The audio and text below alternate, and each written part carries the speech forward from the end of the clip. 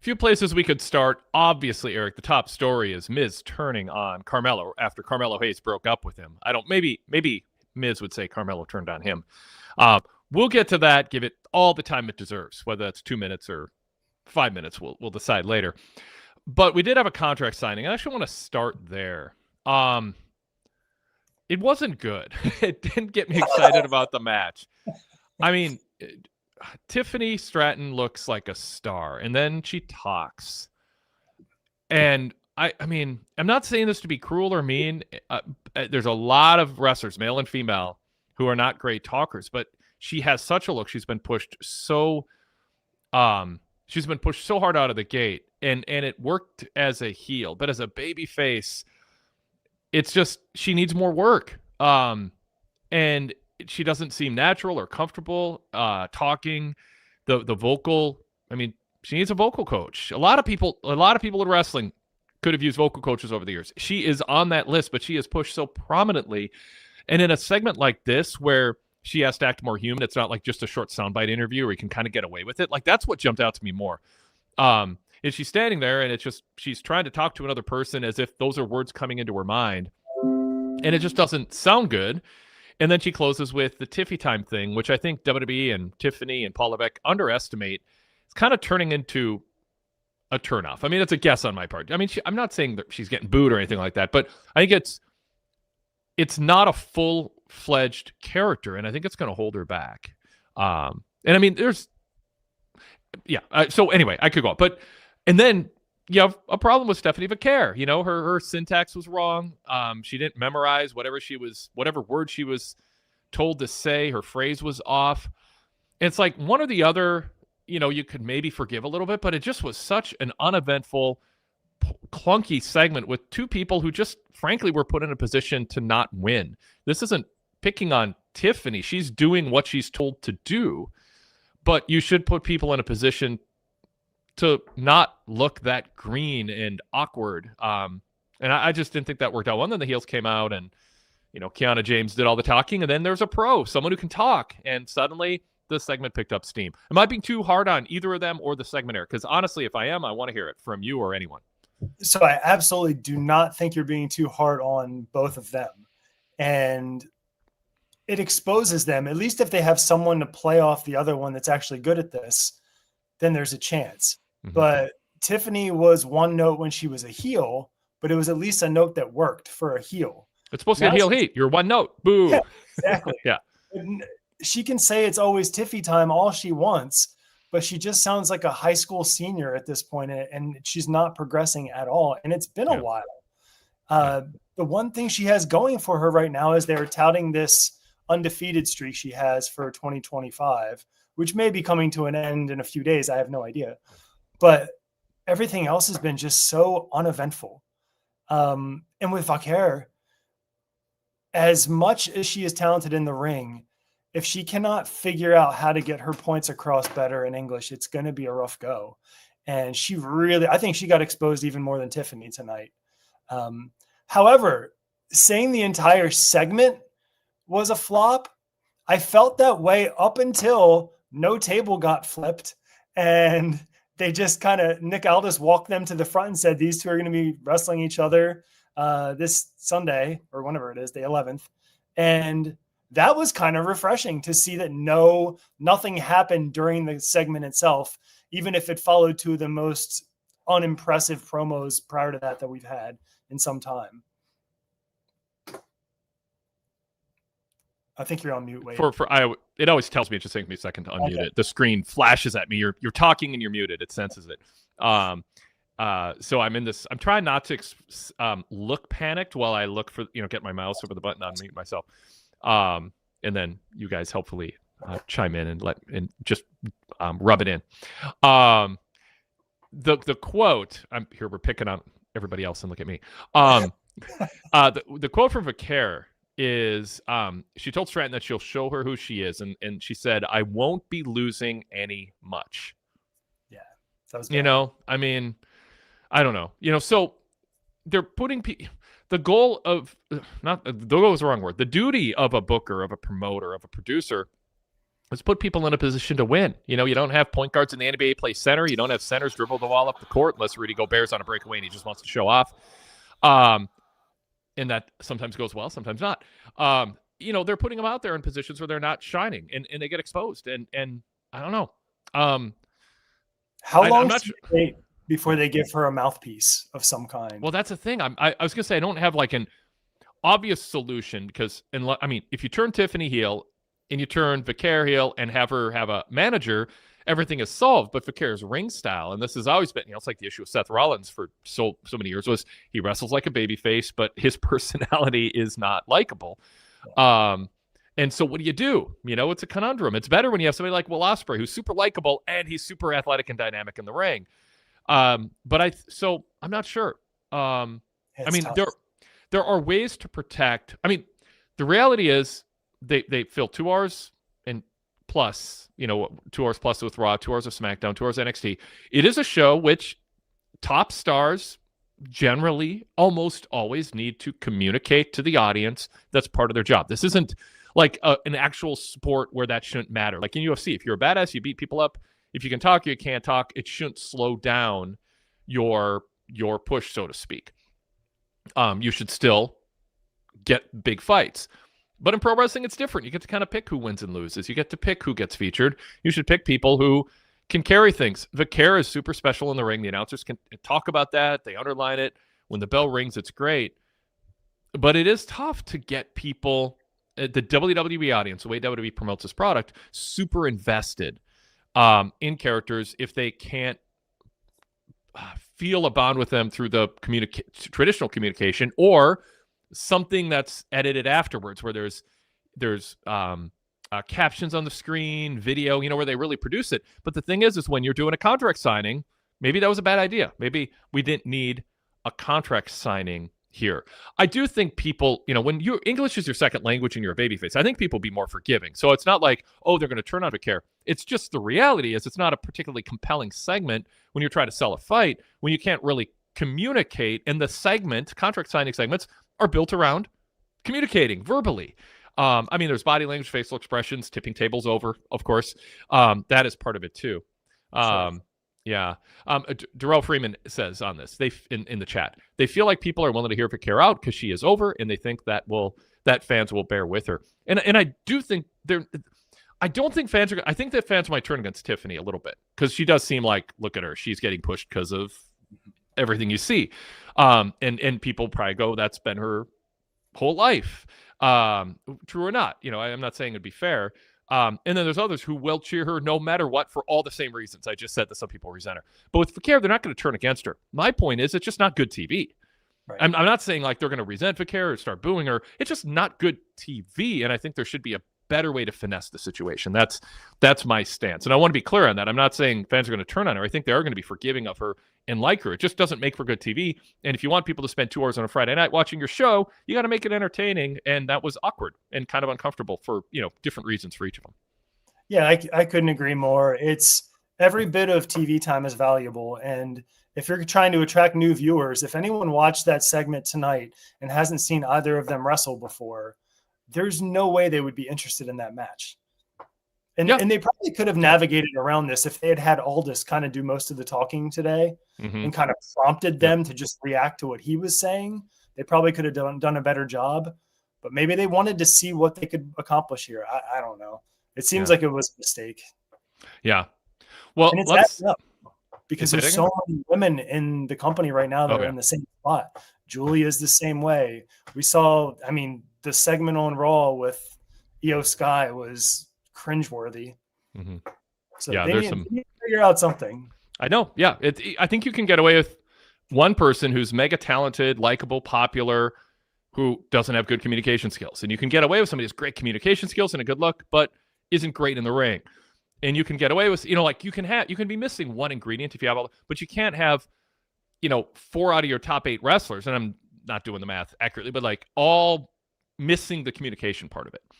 Because their voices need some vocal coaching, or English is their second language, or they're just not good on the mic. You can't have just so many wrestlers at the top being pushed in that way. Let's pause and quickly introduce ourselves, Eric. Remember your thought, and then I want to, on this topic, we have a lot of comments in the chat on this, and we can continue our conversation based around that. This is the Wade Keller Pro Wrestling Post Show for Friday, October 3rd, 2025. I'm Wade Keller, host of the show, editor, publisher, and founder of the long-running Pro Wrestling Torch Weekly newsletter and the website, PWTorch.com. The latest issue here with Ricky Saints winning, hot off the presses a couple days ago. Yeah, and I also, did I say it, oversee PWTorch.com and contribute news articles, and my live TV coverage on Raw, Dynamite, and SmackDown is available at PWTorch.com, or for VIP members, an ad-free version. It's really nice. PWTorch.com/GoVIP to read all the content on our site with the ads removed. And when you go VIP, by the way, our free shows like this one, the commercials go away too when you listen on our VIP podcast feed, which is available on Spotify or Patreon and the native Apple Podcast app. Not all premium podcast feeds are, but we have a really cool setup where you sign up, you get an email, and you click on it. Just logs you into Apple automatically. No advanced settings or no jumping through hoops. It's a real frictionless situation. PWTorch.com/GoVIP gives you details on 35 plus years of archives and all the VIP content you get throughout the week in podcast format and articles, plus the bonus of an ad-free website and ad-free podcasts. But we are here to talk SmackDown. I mentioned the chat room is open. We also have an email if you want to contribute, wadekellerpodcast@gmail.com if you prefer to contribute that way. As always, if you're listening to our podcast on delay, as opposed to watching us live on YouTube, and that's where most of you listen to us, you're totally invited to be part of the show. I know the chat is very interactive, but if you're watching Raw, Dynamite, or SmackDown live, but you can't be part of the chat or you can't call into the show, email us. And then you can listen back the next morning or whatever and see if your email made the show. WadeKellerPodcast@gmail.com. That also applies to our flagship show, which we record almost always on Tuesdays. If you have a bigger topic or a pushback or a different point of view or just a question you have for us, we'll include it in the flagship sometimes. So email us at WadeKellerPodcast@gmail.com anytime. We also have ability to take callers and video or audio only, and the link to that is in my TV report at PWTorch. So check that out if you haven't yet. If you want to be on the show, we invite you to participate that way also. We've been having our call-in format going back 15 plus years, back on with the Blog Talk Radio format.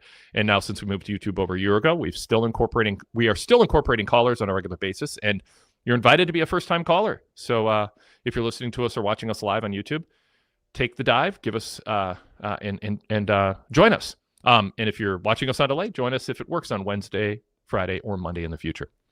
All right, Eric Corbridge is my co-host. If you are watching us on YouTube, there he is right there. If you're listening to us, you've heard his voice so far. He is a PWTorch.com contributor. He covers SmackDown with a report right alongside mine. So you get two perspectives. It's hard, Eric, as you've learned, to pick up on everything when you're doing a live show, especially when you have a hard out, because you got to do a post show. Yes. So it's great having your reports right above or below mine on the listing on our mobile and desktop site. And I always look forward to your analysis and take on things. Welcome to the Coast Chair. Thanks. Appreciate it. It's happy to be here. I always enjoy doing this. Like you said, it's fun now that I'm getting used to it and able to get my reports done before jumping on the podcast. Yeah. It's a learning curve, but it's fun. Yeah. Yeah. Yeah. Well, that's too inside baseball. We won't spend too much time sharing notes over that process. And then, my horror when I read because by the way, for VIP members, one of the perks is I take my TV report that I type up on the website, and then after the post shows, I read it out loud, and I add analysis and details and other things as I go, but I use that as a basis. And it's essentially, I'm kind of cheating because it's also my time to proofread my own reports. So I'm sort of like sometimes horrified at like a typo, or I'll say the wrong team won or the wrong wrestler won. I'm like, I wish I had caught that when I was frantically covering the show live for 2 hours. But I have that chance to just go back and I read it out loud, and I try to catch all the errors and typos only a couple hours after the report's up. But it's never good when there's a bad typo sitting there, an embarrassing typo for 2 or 3 hours before I get to it. But that recording, by the way, is a VIP exclusive. So if you are interested every morning or late at night, or if you're in a different time zone, you didn't have a chance to see the show, or you just want to know what I think of everything in order start to finish with additional analysis. They're called Wade Keller Hotline TV reviews, and they run about 20 minutes, give or take, depending on how eventful the show is. Sometimes it goes quite a bit longer. If it's a huge show, I'll go 10, 15 minutes longer than that, but usually around 20.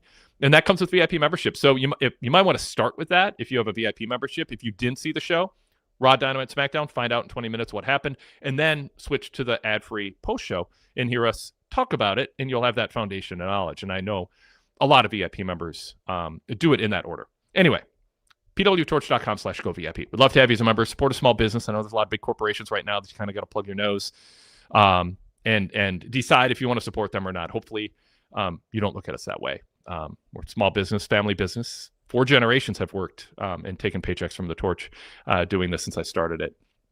And we'd love for you to join us and be part of it.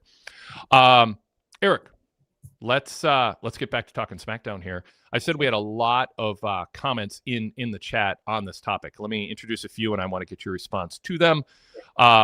Squared Circle Society podcast says, such a weird segment, especially with Kiana and Julia. Ryan Solorio says Tiffany never got experience as a babyface on NXT. That is true, and it's a problem. Adam Kidd says Tiffany has regressed a ton. Derek Mitchell says Tiffany Stratton equals a Lex Express. There is some Lex Luger. Actually, I make fun of Lex because in the late 80s when he, like, an early promo on for WCW or the NWA before that. I don't know if it was WCW yet. I have to do the math. Probably was. He said allocades instead of accolades. He said, I've gotten lots of allocades, like allocation or allocate goods. And he was supposed to be like this college educated, like sports stud. And he talked, he had an air about him that he was an air of superiority, which of course Vince turned into the narcissist gimmick. And he got that word wrong. And so I've never let him forget it because it's just a fun thing to make fun of. But he was better on the microphone than Tiffany right now vocally. He had some issues, as I kind of went over a little bit, but I think Lex was better. But Derek is saying Tiffany Stratton's push because of how she looks is similar to Lex's push because of how he looks. And there's a little bit, too, of Tiffany just being a younger version of a lot of blonde women who have those contours and those facial features. She's in a long line of those, and Lex was supposed to be kind of the next Hulk Hogan. Eric, what do you think of the first few comments I read there? Anything jump out? Sure. The comparison to Lex, I think, is very fair, with the one difference being that Tiffany is much more athletic than Lex ever was. And very. Yeah. The biggest comparison I see is that both of them had a lot of charisma, but when they spoke, it was like they zapped it out of themselves. There was it's just the charisma was gone. It just went off into a vacuum. Yeah. And that's what they need to figure out how to capture. And then they could have something. Yeah. All right. More here. Ryan Solorio goes, I think Stephanie Vaquer is able to cut a solo promo by herself. I think she's going to struggle having a back and forth promo. I think that applies to Tiffany too. You would think Tiffany would be better being in a conversational setting, but when everything is scripted and her vocal tones need work, her inflection needs work because she just gets into this kind of, I don't know what she's like. I don't know. It's just, she doesn't sound natural or pleasant as a baby face. It seems like she's still doing kind of heel inflections that she was taught initially and hasn't broken from that. That was an issue with Bianca Belair too. You have to change your gimmick when you're supposed to be cheered, ideally, but she's so athletic and so gifted. It's like, I'm harder on her because if she can get that part of it, she can be a generational, transformational centerpiece star. But, you got to work on that. And I've heard in WWE from people like they want her to study the game a little bit more. There's certain aspects of it where so much is given to her so soon. There's a feeling that, she's going, I'm making all this money, I'm this famous, and I don't know. So I'm being kind of hard on her because I hear that a little bit too about her. But with Vaquer, cutting a solo promo that's pre-taped has a net. You can be coached. You screw up a line, no big deal. You're less nervous because if you screw up a line, no big deal. Take 2, take 3, take 4. She's so talented and so good in the ring. English isn't her primary language. No problem. We'll give you all the takes you need. We're here for you. We're a big budget company. We got someone assigned to you. We're going to get this right. Live in the ring, especially opposite Tiffany, who isn't really smooth and polished either. You are asking for a rough segment like we got tonight. Yeah, it's not a level playing field when we're comparing the two for the obvious reasons. But Tiffany has had at least 6 months, 9 months or whatever it's been to figure this out. And if somebody went up to her in the back and said, your goal is to go out there and make the fans like you, I can't imagine her answering that with like, oh, what I'm doing is working. Mm-hmm. You can't just go out there and say the city's name and expect that to just really get everyone. Yeah. Sadly, it works too much, but I know what you mean. Yeah. Too much. You need more.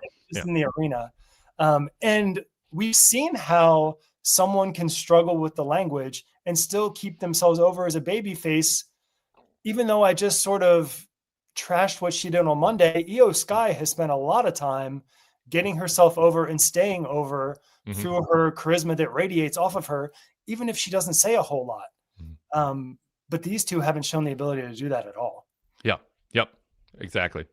Another comment here. Sadler Vision 3 says, I agree this wasn't using each woman to their strengths. This shouldn't have been a live promo. Just make a vignette putting over their in-ring success the past year, and that would have been enough. That's the thing. Not every big title match. And I mean, is it a big title match? I mean, it's Crown Jewel. It's champ versus champ. You don't expect, they're fighting for some title no one cares about. I mean, you don't have to do a contract signing for this. I know they wanted them in the thing is they work backwards. They wanted to set up a match at the tag match. And so they're like, well, we need them in the ring for that. We can't set it up. But I mean, look what happened. We dedicated 20 minutes minus, the introduction segment to pointing out what I think would likely be universally agreed to. No one's pushing back on this. Shortcomings in this. Cal Fassel in the chat says, I legit think Tiffany only got pushed because the crowd said the catchphrase so much. That's a downside of going with people that only have that aspect to them.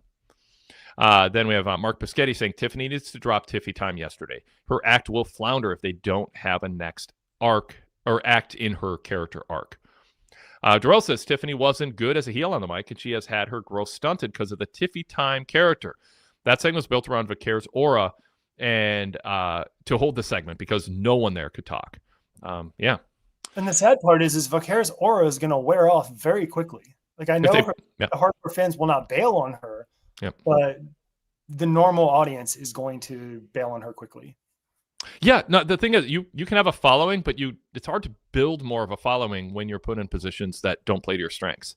Yeah. I mean, Paul Heyman was master at that in ECW. They had these flawed, not well-rounded characters, but he found what's your strength or how can we feature you in a way that's different than others. Other promoters have done it, but that was just Paul Heyman. He was, didn't have a big budget, obviously, and it was, a bunch of people who were not coveted by the other companies or discarded or whatever. And he's like, let's figure it out. Heyman was really good at that. And I don't know how involved he could become in trying to help the women's division, because I think he's got his own stuff going, but it'd be helpful. All right. Mark Pischetti says Stratton and Vaquer's match has no heat because it's a Crown Jewel BS step. Champ versus champ. For what? This shouldn't even happen. So to gauge their acts based on this feud isn't fair. Well, we're not gauging their acts. Well, I mean, Vaquer has been consistently clunky, but forgivable in a better setting than this. Tiffany we're pretty consistent in the criticism of the vocal aspect of it. It wasn't just this segment. It's not just who she's wrestling. In isolation, you can look and see it was not great. Scott TPA says they're pushing Stephanie way too fast. I've been impressed with how quickly she's picked up her English, though. That's a shame of this, too. It's like live, it just put her in a position where, it could go wrong. And it's like not a big deal. It's just the totality of it. It just was too much of leaning on these accentuated their weak spots. Eric, your additional thought too. Yeah, like my reaction watching it was, ooh, this is ugly. I feel bad for Stephanie. And then on the conversely, how is Tiffany not better at this by now? So I felt very differently about the two of them. Yep.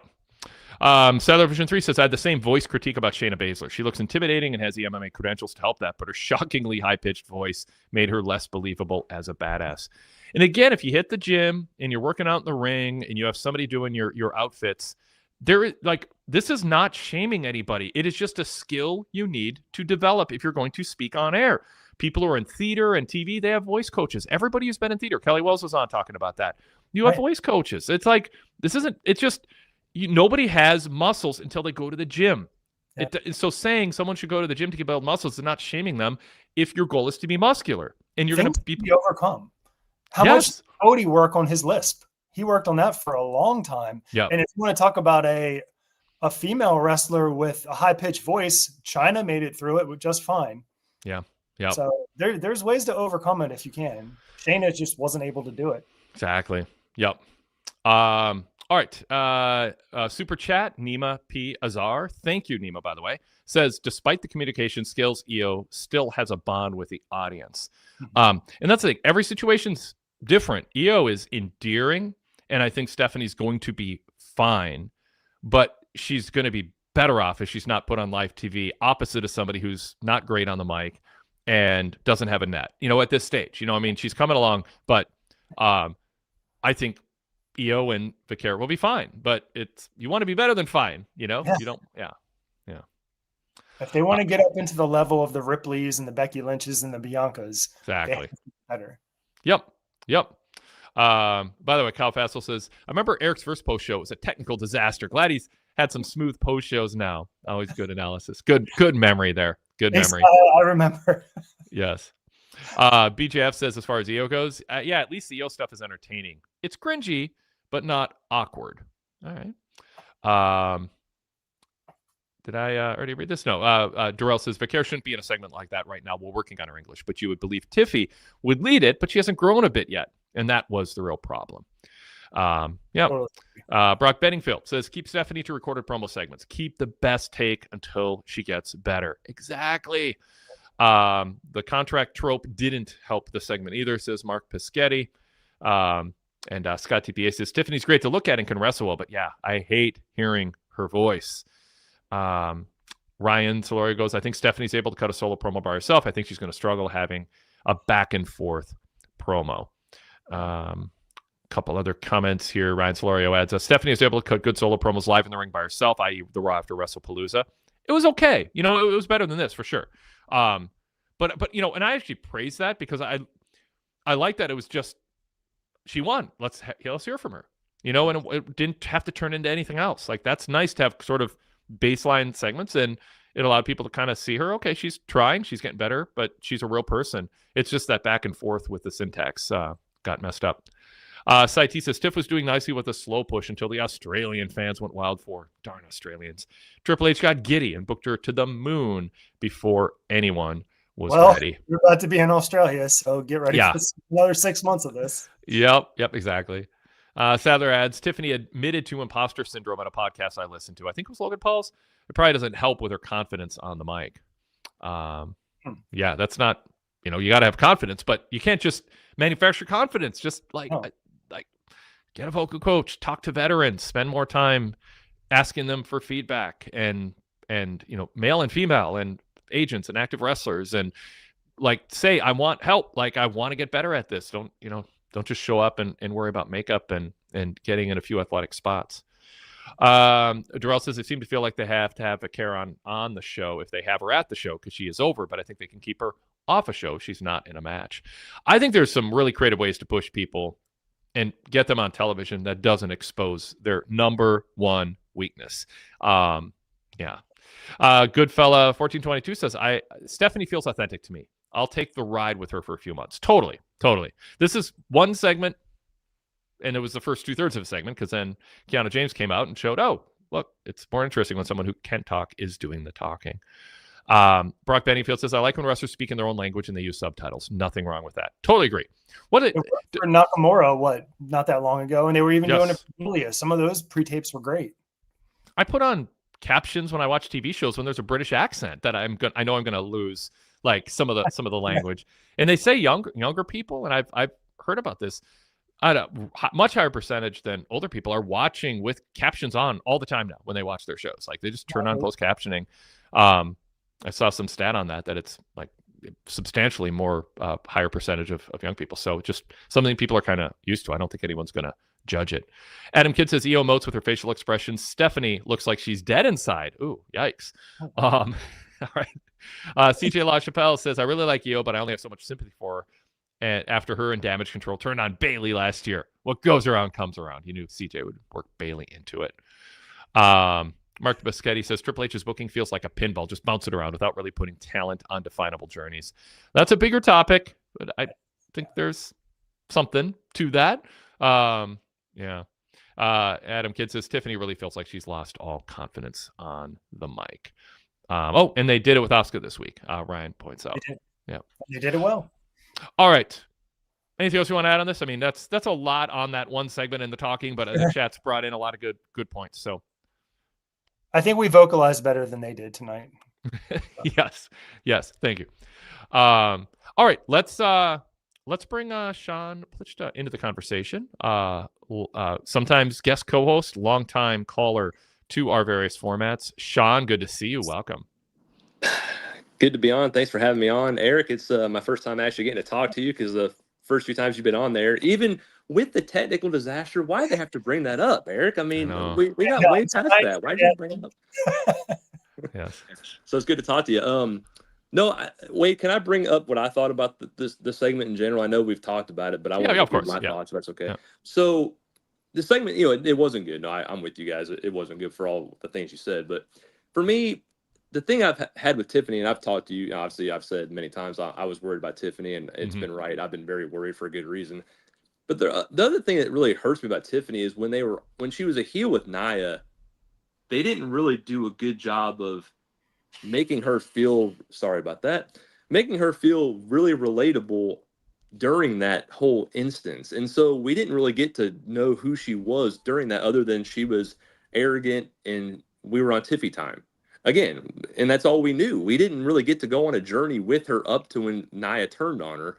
And so that did not help leading into the babyface turn. And then, of course, they've done nothing with it other than thinking she can just talk, and her talking, again, no confidence. She doesn't tell you who she is other than I'm better than it, thinks she's better than everybody else. She's going to win everything.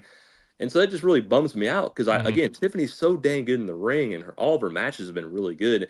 Yeah. And going into this match, they just didn't need to do the champ versus champ. It was way too soon. We knew Tiffany and Stephanie weren't going to have chemistry talking going into it. So why would we put this together knowing this is going to happen? And with Stephanie, I said it before, I'm going to say it again. I understand why they think Stephanie's a big star and she should get the title right away, but you got to, again, go on a journey with her. Build to her winning the title over a long period of time. Don't just give her the title right away. She's not ready in the talking sense to do this right now. Don't put it on her so quick. And they ruined it. And so this match will be good, but I hope they have a good plan for them going forward after this, because Stephanie needs to win. Stephanie needs a big win. Tiffany does not need to win this match. She'll be fine without it. She'll figure it out. So that's what's really bothered me going into this, and I just wish they would have had Tiffany build to this moment. And, you see an intriguing match like Sammy and Aleister Black, which we'll talk about later, and you're like, oh, this is intriguing, in part because I can't imagine Aleister Black losing, but I don't think they're going to end Sammy's U.S. title reign either. What's going to happen? Oh, yeah, that's right. It's WWE, it's Paul Levesque. There's going to be some sort of interference or distraction. And all the investment you have in near falls and big moves doesn't matter, because in the end, there's going to be interference. Same thing with the main event, on and on. So we look at these title versus title, champ versus champ matches, and the investment just baked in is less. It's not intriguing. If WWE did almost all clean finishes, or got rid of 3 out of 4 or 9 out of 10 of the non-clean finishes, and just acclimated their audience to know, hey, Aleister Black lost to Sammy. Doesn't mean they have to cut him, or he'll never win again, or he's a schmuck. It just means he lost against a really good wrestler. Give it to us more often, and then you can do an angle with Priest afterwards. Then I think people would be more into this, and they'd be like, okay, I don't care about the talking. I don't care that it's like this sort of forced calendar title versus title because of the name of the event nonsense. We'd be into it because we can't imagine who's going to lose at this stage. And what a boost to Vicaire if she beats Tiffany. What a setback to Vicaire if she loses to Tiffany, and same in the other way. But we're not, it's less fun to talk about it when your first calculation is, oh, okay, who is feuding with somebody who's not in this match, who's probably going to cost them the match. And that's where the thinking goes. And then, of course, you end up with a crowd that's disinvested in near falls and the action, because they're just kind of waiting around for the interference, which will be the real ending. So you have that issue also. And this is, probably going way back to the 70s and before, where they'd have 2 world champs against each other, and it would just end up being a draw at a house show. It just, they weren't going to have a champ from one territory lose to one in another. And so when you get champ versus champ, it's like Brock Bennyfield in the chat says, it sounds good, champ versus champ, but it ultimately makes one champ look less than. It can, like when Roman beat Drew, for instance. They didn't need to do that, but they did, and I think it's hurt Drew ever since. Helped Roman, but I mean, I think you want to save it for when it really matters. They did the Batista Cena thing prematurely back in the day. We don't need this. To me, you want that 2 champions on separate paths as champs. If you have 2 titles, let me stipulate, you should only have 1 world title. It got ridiculous when there's 2 world champs, and Tiffany's like, no, I'm going off on a whole tangent here. But one other problem with the promo is Tiffany goes, yeah, these belts mean we're 2 of the best. It's like, right, there's belts plural, meaning you are champion, but it doesn't mean you're the best. And then Julia walks in. It's like, oh, but this is the champion that's more impressive. It's, oh, God, that's right. There's 2 other ones, too. So the belts are structurally already at a disadvantage. And then you put them in the ring against each other before they each have long separate title reigns. And then when they're on the same brand and one of them loses a belt, you have that whole history of them on parallel tracks but never crossing paths as a selling point. And you cash it in for Crown Jewel? Or a stupid ring. And I was going to ask you about that. Did they even get a ring last year? Because I can't even remember. Yeah, I was just reminded about Cody's ring because he keeps showing it off as if it matters. No, maybe not. His ring? Was that even? I don't even remember who was in the women's match last year. Liv won it, and she was crying as a heel. She was crying right. She won it as a heel. That was obnoxious. Here's point too, Wade. It certainly hurt Gunther for a while last year, losing to Cody too, and that felt very unnecessary. Yep. When you have, if in theory, if you've got two male champs, 2 female champs, they're champs for a reason. You believe in them. There's an aura, and you want to protect that, especially while they're champion. I mean, some of the greatest damage done with the smallest payoff is champ versus champ matches. It's just, I mean, they shouldn't be doing it. Television 3 goes, I'm surprised they even stuck with the champ versus champ matches. I thought it was just a gimmick to fool Saudis into thinking last year's Crown Jewel was a big PLE. I would not do them. I mean, if I were booking, if I'm Paula Beck, I don't do reigning champ versus reigning champ. It's a booking conundrum, to put it nicely. I don't think fans think anything is proven because they probably aren't going to do a clean finish. And then when you do a clean finish, you've hurt the other champ. Again, if this was a promotion that did clean finishes across the board, no big deal. Yep. But if you have a champ versus champ match, it either is going to end with interference or one champ is going to seem lesser than, because it isn't a promotion whose booking conditions fans to believe it's okay to lose, you can come back from it. And so, yeah, I mean, it's a shortcut, hotshot, lazy booker crutch, and they shouldn't do it.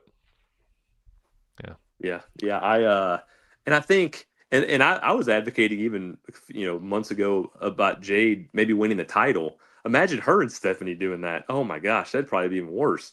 Yeah. So I don't know. I mean, they're having an issue. But one question I was going to bring up. This is kind of a total sidebar. So they had Soul and Zarya on the show, and Javon Evans back on the show. I brought this up to you, Wade, and I think you kind of were with me on this. I don't like NXT coming on the main roster if they're not staying on the main roster. I don't like it. I understand the point is they're saying, they're trying to make you think these people are important. And that's fair. But I just don't like them being on the main roster for a few matches, going back and forth. I don't like that. It's like, tell what they're doing in NXT, and then when they're ready to bring them up, bring them up. Don't just do this back and forth nonsense. I don't like that at all. I don't think it's helping anything. It's just like, okay, they're there, and then they're like gone, and you're like, okay, where'd they go? And like, well, they're on NXT. They're not even supposed to be on the main roster right now. Yeah. They're doing cross promotion. They're trying to promote Tuesday's show, and they're trying to build up, the people that the tag titles are important enough that they're shared by all 3 brands. But I wouldn't do it. And then you got Booker T. He calls NXT. He should be the guy you go to for insight. And he this is what he said about Ruka and Zarya. Ruka is out there doing it at another level, and Zarya is always pumping Ruka to another level. They're in it to win it, and that's what makes them different. I learned no viewer who isn't watching NXT, which is a majority of SmackDown viewers, by the way, knows anything about them other than he's saying that Zarya is always pumping Ruka up to another level. But it's just word salad, and it doesn't. So my point in this is you're also asking viewers, a lot of them, to invest in somebody that they don't know enough about. But it doesn't make sense, Sean, to invest a ton of time in them if they're just going to be visiting. So again, I mean, my policy, if I waved a magic wand, would be no NXT wrestlers. Almost absolutely. Yeah. Like, you get called up and it's a big deal, but it should be a big deal. Like, You don't want like college football players playing a couple downs in the NFL and then going back for their senior year. Like it's a big deal when you land there, and you should stay there. Eric, what do you think?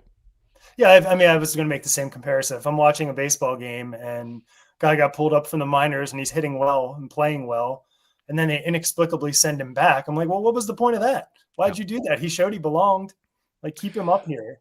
And like the NHL, you often have minor league players who get called up. A goaltender is needed, so they bring up a young prospect. He plays for a month, and then the other goaltender heals up, and he comes back, and they send him back to the minors.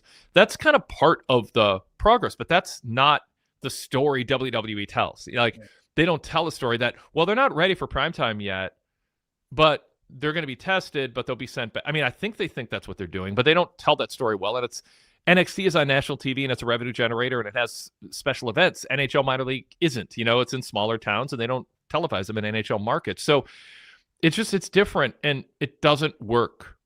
It just doesn't work well. And I think people who are invested in NXT wrestlers want that moment that they appear on the Raw or SmackDown for the first time to be a big deal, not the third time they've done it, and the first two barely don't count at all and are, just took away some of the fun. So yeah, it's one of the things. I mean, I didn't like Vince McMahon doing it. I think he did it recklessly, more so than Paul Levesque, because obviously he has, an investment in protecting NXT, and that's where he, showed off his booking skills. But it doesn't make it okay either. Yeah, and so that's the thing with Javon. Like, I think he's got a lot of talent, a lot of potential. I just think let him work on that in NXT, and then when he gets up to the main roster, like you said, it's a big deal. People are excited about it, but no, it's like he's there, has a couple good matches, and he's gone for like 6 months, and all of a sudden, oh, there he is, and you kind of thwart his excitement of him getting in, even though I think he'll still bring excitement because he has a lot of charisma. And going back to Julia real quick, that's the thing about Julia that's kind of driving me crazy. Like, she's got a mouthpiece, which she needs, but Kiana James can talk, but nobody really knows much about Kiana James. Like, have somebody like bigger that a little bit that could kind of prop her up more. Kiana James can't do that right now. She's not good enough to do that. She's way too green on her own. How is she going to prop up somebody like Julia, who really need and get Julia and Stephanie away from each other for a while? Don't do that anywhere near. Like, why are you bringing them together? It was just so weird. I was like, why are we doing this right now? Was that weird? Yeah. No, I thought so. Levesque is not having. I'm trying to think of what phrase to use. Like, there should be dividing walls between some talent that are in a similar place, and you want the first time they cross paths for it to really mean something. And frankly, Gunther, as an example of somebody who should not have lost to another champion like that, and it's not just the story. If it were real, it's the meta signals you sent to. You're like when Drew and Roman, they were both red hot. It's like, okay, who does Vince think is a bigger star? Oh, now we know. Like, it defines somebody down who's worked hard to create this impression that they're a bigger deal. In NXT, you're big fish in a small pond. When you show up on the main roster and you don't look like a big fish anymore, I think it does more harm to you in ways that I don't think viewers are thinking that, but it's there. Like, oh, I thought, and I'm just talking generically, because I mean, obviously some people get called up or get brought up and they're not portrayed as big stars in NXT either. They're just there as a utility player. But I don't know. I don't think much good comes of it that can't be fixed through more disciplined, better planning and booking on the main roster with the talent that you have. Eric. If they tried to explain something, if we go back to Javon, if they said, okay, he's being called up to SmackDown to be part of a tag team, but he's still a singles wrestler on NXT, I would even buy that, because at least now there's a reason for him to be here. But they just don't. I mean, we can't get them to enforce a Raw versus SmackDown brand split, much less asking them to stop calling people up from NXT. So we're probably screaming at clouds, but it does make things make a lot less sense. Yeah, agreed. All right, what else, Sean? So going back to I know they just did a little thing backstage with the Street Profits and the Wyatt Six stuff. I not liking really any of this, honestly. I almost just wish the Street Profits, I know I don't like saying this, but I almost wish they would just turn on each other and have Montez try to do something as a singles act. At least see what we got. Let's do something. Let's try it. We think he has the ability to do it. Let's just try, because this is not working. The Street Profits are not working. The Wyatt Six just don't need to have the championships. I have no idea why they have them. So I want to hear what you thought about that little thing and where they're going with all that. I feel burned enough times that I'll just believe it when I see it that they're going to pay this off next week or at some point. But I mean, it seems like they're committed. I mean, this is more of a investment in the story. They we're kind of in that phase of, okay, things aren't going well, and now we're in the phase of, oh, it's all good. It's never all good when people say it's all good. There's always subtext.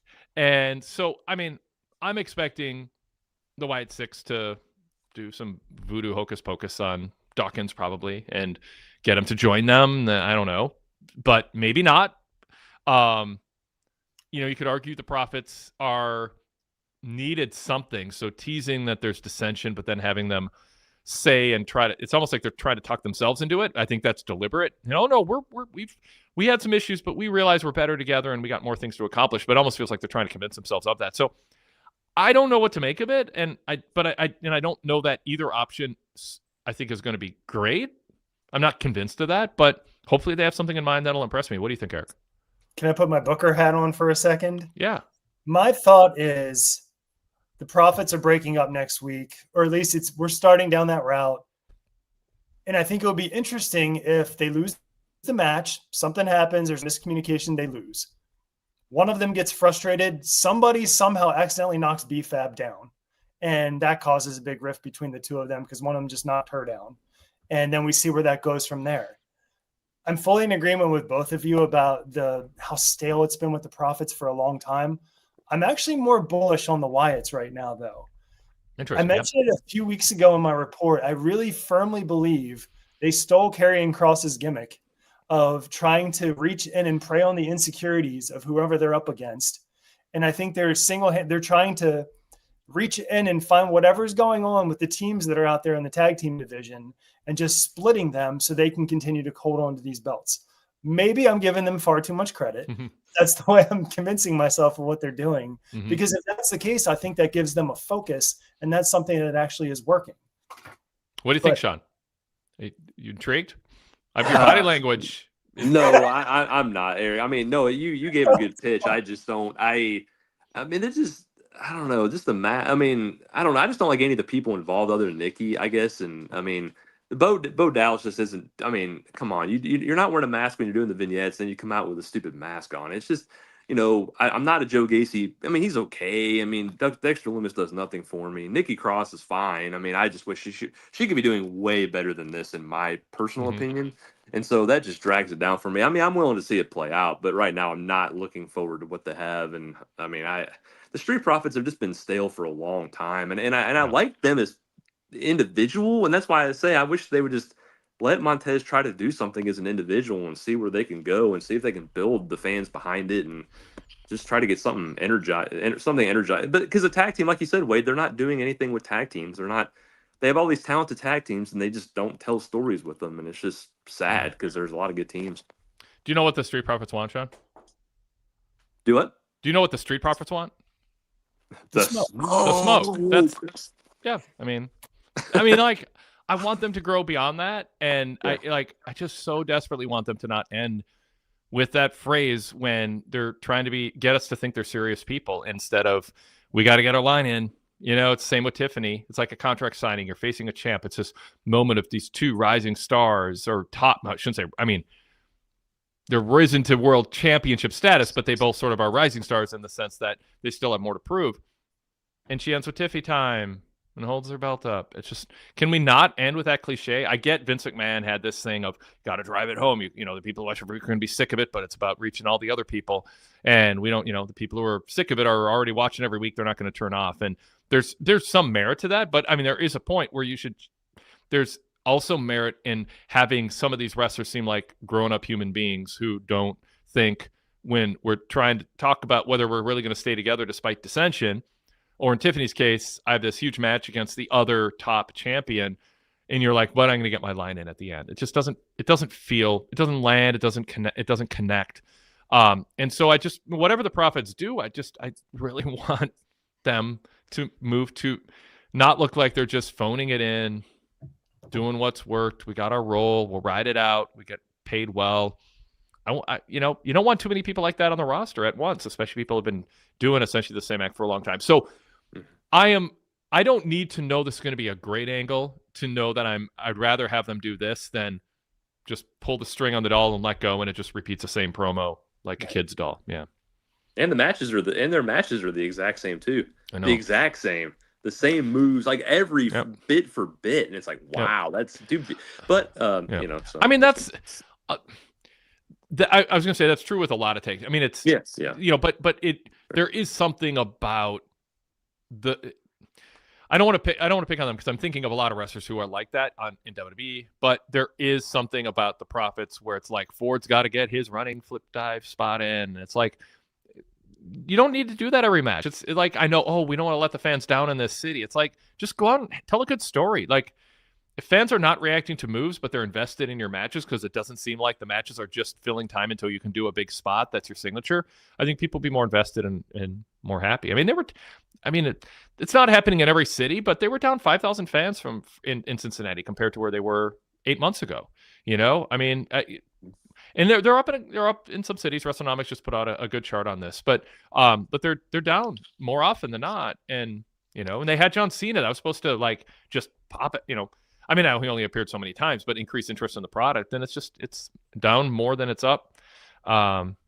So I don't know. Just be open to changing and just I think one of the things we hoped with Levesque is there'd be less of that. He would steer wrestlers away from.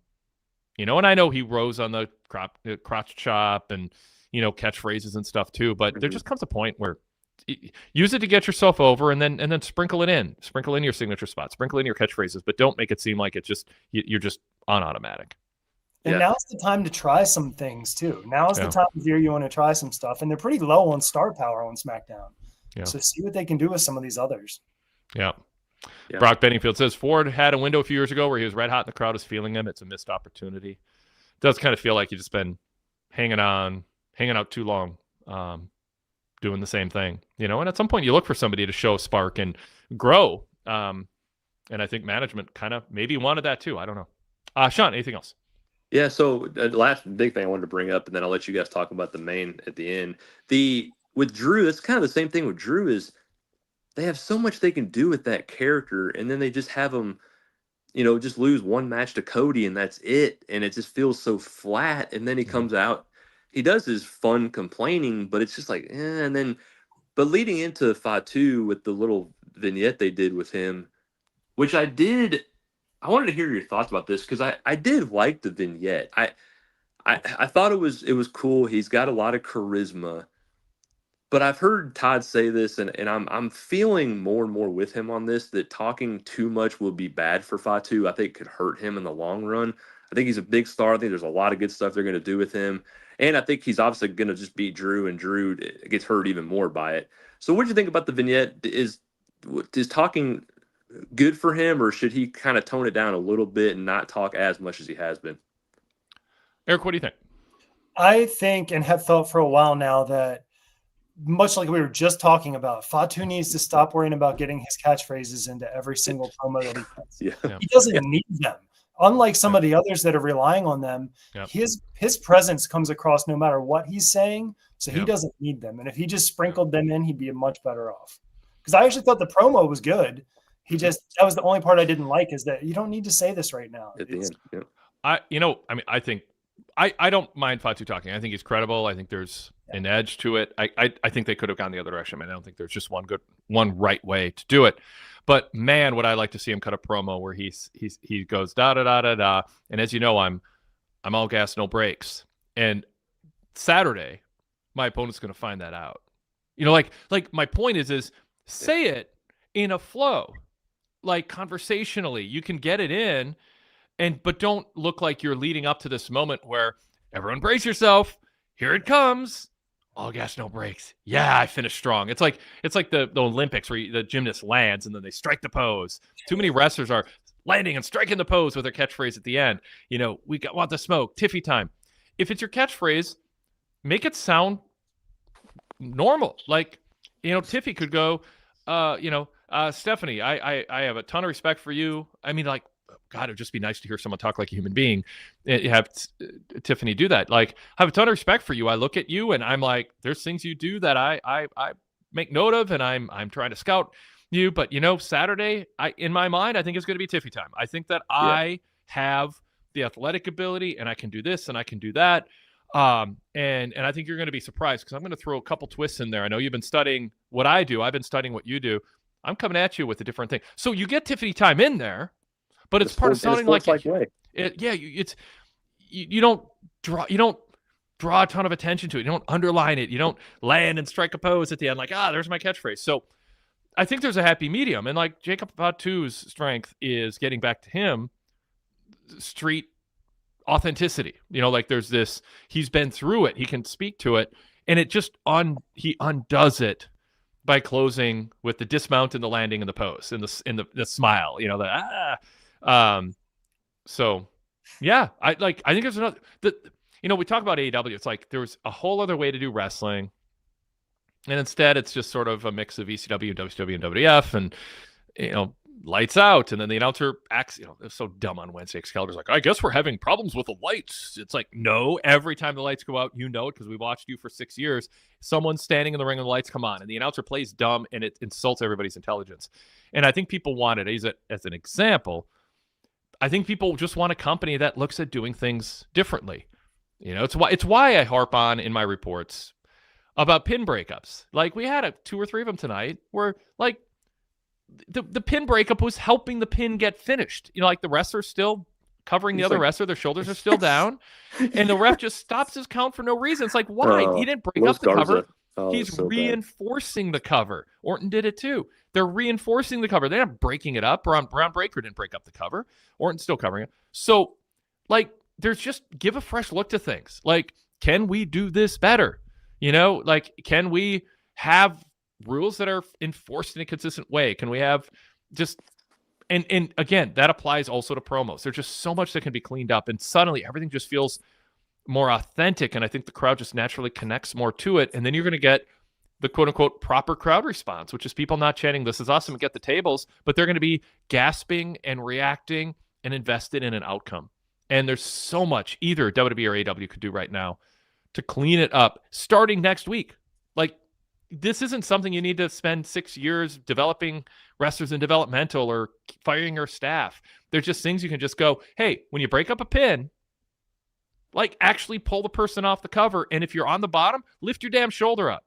Make it look like the breakup worked. If you're cutting a promo, work your catchphrase in, but do it in a way that doesn't look like in play. Embarrass people, shame people, show a gymnast in the Olympics doing the jumping off the what's the thing called they jump off of? I can't even the padded thing with legs.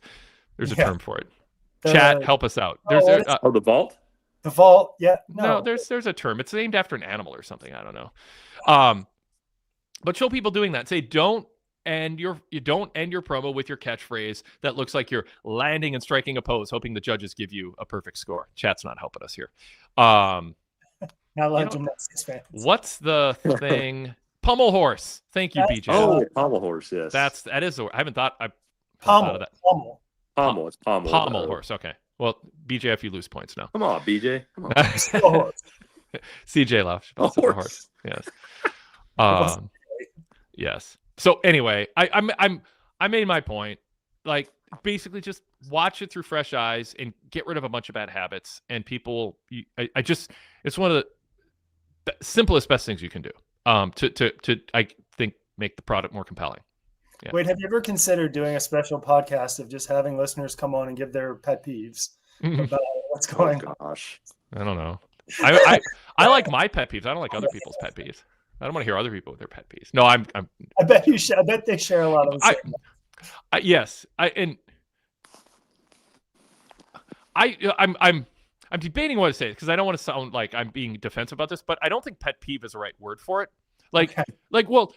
Pet peeve feels like you're sort of diminishing it. Like to me, a pet peeve is self-defined as something that bothers you, but you understand it probably doesn't bother other people as much, and it probably shouldn't bother you as much as it does. Like, I don't know, maybe that's not what pet peeve means, but to me, pet peeve means it's a peeve that I have that I understand isn't that big of a deal. It just bothers me.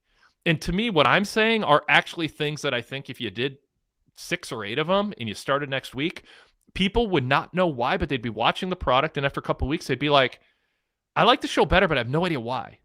And then you would start drawing more fans, and the crowd reactions would change. So, like, I don't think what I'm saying qualifies as a pet peeve, because I think it does real damage to, even if people aren't thinking about it. So anyway, I wasn't sure if I should do that or not, because I didn't want to sound like I was being too pedantic that doesn't about it. make sense though. Yeah. Like, to me, a pet peeve is, I don't like wrestlers who wear wrestling trunks that go down to their thighs. Like, either wear wrestling trunks or long pants. I don't like that's a pet peeve. Or I don't like when wrestlers wear earrings in the ring, or jewelry, or women like that. You know, that doesn't make a difference in business. It's just your pet peeve. But and I don't want to hear people talk about that for an hour. We can sprinkle it in though. Sprinkle it in the chat. I'll put them on the screen. What are your pet peeves, chat? Eric wants to hear them. All right. Anyway, I'm having too much fun here. Sean, anything else you want to bring up before we move on? I just want to, I'll let you talk about the main event, because I do want to hear you. Well, one question I will have, and I'll talk about it in the chat here afterwards, but I'm still wondering if they're leaning so heavy that Orton's with Cody so much that, I just think Orton is eventually going to turn. I really do. I think they're going to build a story with that. I know there's an issue, I don't know, Orton, everybody loves him. It could be an issue, but I think they're going that way. I just think they're going so much the other way that they're going to be like, oh, nope, here he comes. He's going to turn on him. So I want to hear you guys talk about that, and I'll get off. And thankful to be a VIP member. Always appreciate being out here talking wrestling with you guys. Awesome. Thanks, Sean. Great talking to you. Yep. I think there's one unavoidable problem with Orton turning, in that he's going to get cheered and Cody's going to get booed. Mm-hmm. They do it. I don't know how they avoid that. I don't know what scenario they can concoct that will prevent that from happening. And it does seem like they're heading that direction, but I don't know how that's going to work in Cody's favor if they want to keep him their top babyface. There is risk in that. That is the number one thing I think they should be concerned about is whatever they do with Randy, is it gonna work against Cody? I mean, their lessons should be learned from what happened in AEW with him. My immediate concern watching tonight's show was Cody seeming subservient to Randy. Like, it really worried him a little too much. Like, Randy, what about what Heyman said? And Randy's like, I don't care what Heyman said. It's like Randy was the alpha there, and Cody was like, we need to talk about this. Let's talk about what Heyman said. Man, can I trust you? And Cody was so bothered by what Heyman said, and I think he oversold it. Like, I think you want Cody to just hold his chin up, puff his chest out, and be like, what Heyman says, I'm not going to let it get to me. Yeah. Not to the degree that he's naive, but I didn't want him to who's like, I don't want him to come across as Chris Park, like Abyss, worried about like, oh, I got the timing of the match wrong. Bruce Pritchard, please forgive me. I'm so sorry. Like it felt like a bad choice of either being directed that way or Cody doing it on his own. Scott TPA says, Cody has been so emasculated in my eyes this year. Squared Circle Society says, yes, Cody did not look superior to Randy tonight. And I think there is a little bit of him having a deference to Randy, who kind of gave him his start on TV and bring him into his own group. So there should be some sort of reverence for him. But Cody needs to also balance that with knowing that he's like the top dog around here and that he's the champion, not Randy. Like, he needs to. Cody did a great job on Raw when he's just throwing caution to the wind and just getting in a fight when he's outnumbered. He was doing what he needs to do, but then he comes back tonight and he just, like you said, he looks emasculated. Salary Version 3 says they have a little bro, big bro kind of relationship, so I don't mind it as much. I get that. There comes a point where, like, you're the world champ. I mean, Cody has been more successful than Randy Orton ever was the last few years. Like, by any kind of, real life metric measurement. I mean, and Randy's just always kind of peaked a little bit under where Cody's peak was, but he's done it for a long time. And I understand he's revered and obviously he's a legacy star. No pun intended. After what Cody's been through the last couple of years, like, just kind of taking it from The Rock, kind of taking it from Cody. Yeah. I mean, Cena, excuse me. I don't know. I just want Cody to be the alpha centerpiece. I've earned it. Act like it.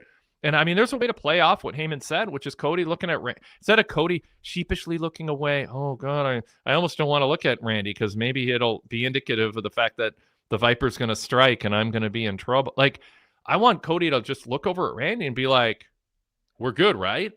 but do it in a way that's sort of like, you'll regret it if you're not. Yeah, I just, that's how I direct Cody at this point.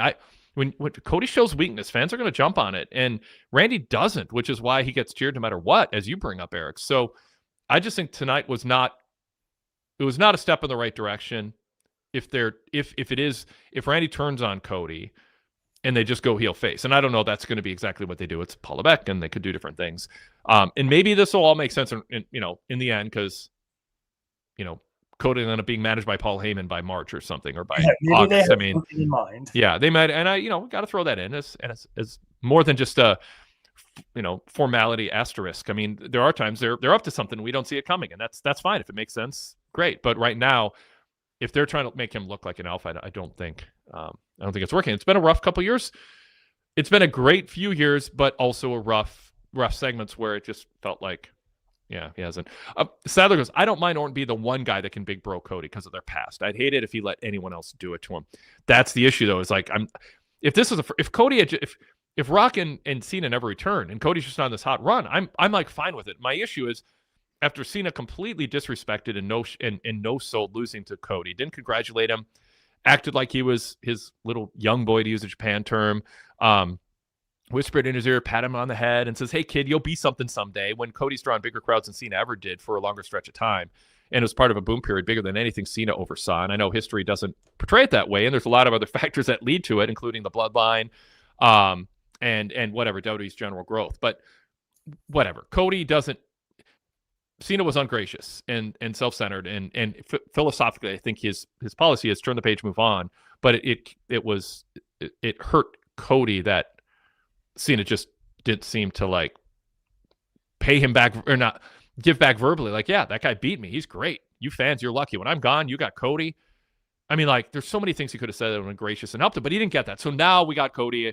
It's being subservient to Randy. So again, it's like, it's not always in isolation it's bad. It's part of the last couple years. Yeah, it's not like there even needed to be a passing of the torch, because Cody already had the torch. But it took them, it seemed like they had to add a whole nother year onto Cody's push to get him to the title in the first place, because they didn't feel like he could be pushed over Roman. And then they finally do that, and then they've spent every moment since unraveling everything they accomplished. Yeah. Yep. Sean, who was just with us, says Cody needs something to sink his teeth into, and he can truly get the fans behind him again. He hasn't had compelling challengers other than Drew, and that was weak. Brock Benningfield says a heel Cody with Heyman has me intrigued. I wouldn't be against that happening someday. Yeah. Sean says heel Cody can work, but I still think it's a little away. JC Scooby says Cena's an egomaniac. He's a peacemaker. I hear he's great in Peacemaker, but yes. I only watched a little bit of season 1. I need to catch up on that. But in wrestling, I stand by what I said. Yeah, and he could have really, like you said, if he just acknowledged one time after Cody beat him, it would have gone a long way to accomplishing a lot of things. Yeah. All right. I've said what I need to say. I'm tempted to repeat stuff, but I'm trying not to do that here. I'm still just kind of worked up about Cena. People go, oh, Cena, and I'm doing this, but like on the Fix this week, on the VIP podcast Fix, people emailed and go, well, who should Cena have lost to? And it's like, I never said Cena should lose to people. I said he should put people over. Like he can, he should lose to Cody, but you shouldn't mitigate it and throw water, just douse out the momentum by not acknowledging it and giving Cody credit and acting like you're sad that you lost the title. That was the most important thing to you 2 weeks ago and 2 months ago. And now you're just moving on. You can put people over after you beat them because of the way the match is competitive and how you talk about them afterwards, but you have to do it in the right way. If somebody holds their own against you, but you beat them, but they're on the rise, you can put them over afterwards, even though you beat them.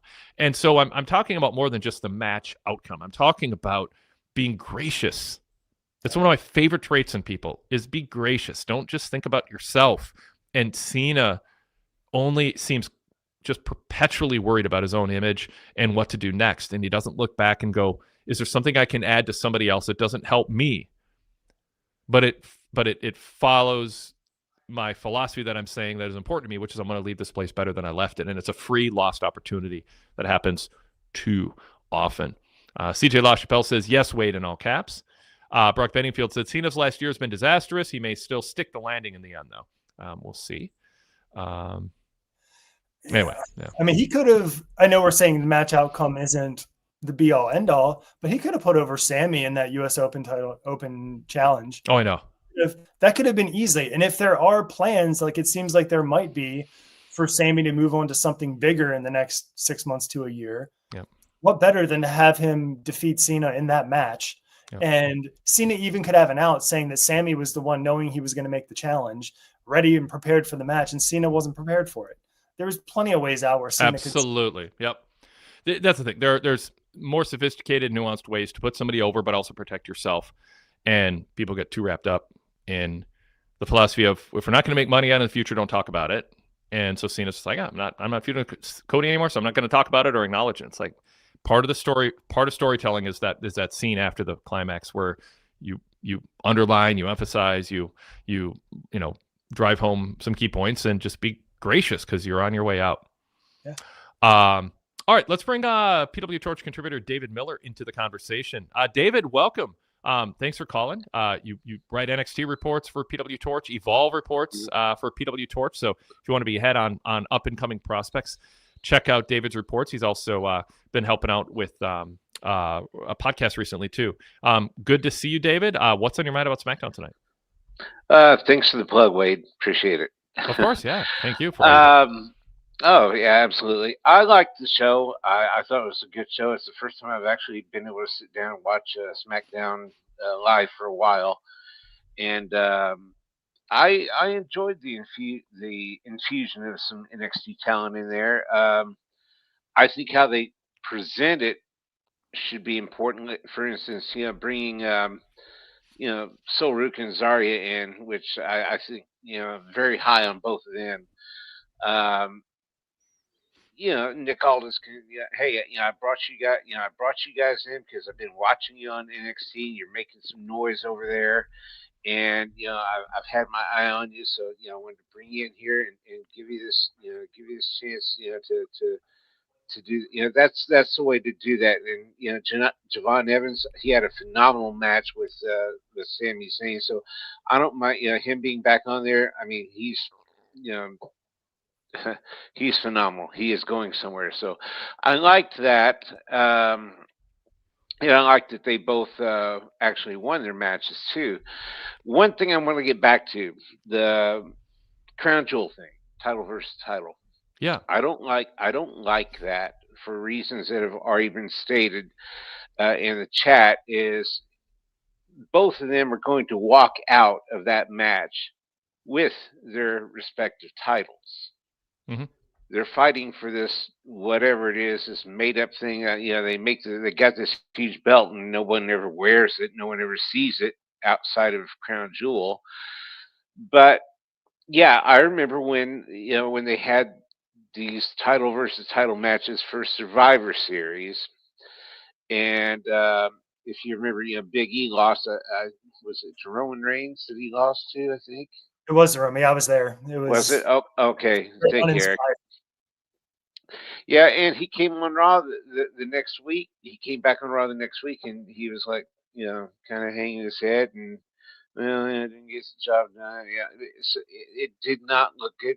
It made him look weak. Now, drawing on what I've seen, and this, Wade, I go back to the territory days. I grew up on Memphis wrestling. The Southern Heavyweight Champion, which was 95% of the time was Jerry Lawler, was the number one contender, automatically the number one contender to the AWA title.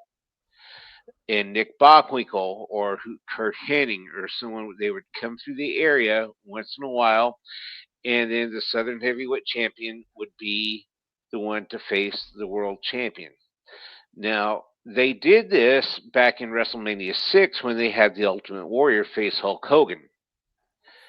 Now, if a lesser champion, let's say, and let's talk about Julia because she was out there tonight.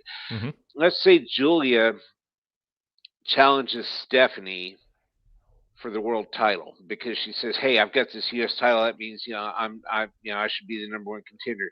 If she loses that match, if Julia were to lose that match, she's still going to be the U.S. champion. But because they're on different levels, it's not going to make Julia look bad because she's the U.S. champion. If you see where I'm coming from with this, so I think the issue some people have though is Julia should not be a secondary champion losing to a primary champion at this stage either. No. Yeah.